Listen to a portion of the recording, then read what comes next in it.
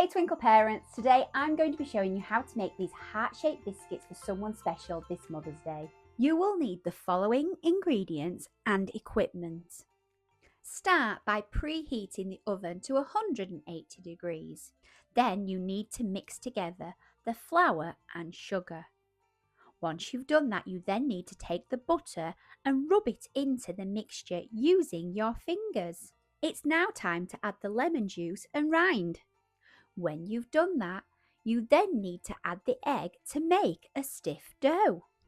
You can now roll out the dough thinly using a rolling pin and cut out shapes with your cutters. I don't have a heart cutter, so I've used a template off the Twinkl website to help me and used a knife to cut them out. You can find the heart template in the link above. You then need to put the biscuits onto a greased baking tray and bake for 15 minutes at 180 degrees. Once they have baked, allow them to cool before you decorate them with icing and sprinkles. And there you have it, easy and fun biscuits to make this Mother's Day.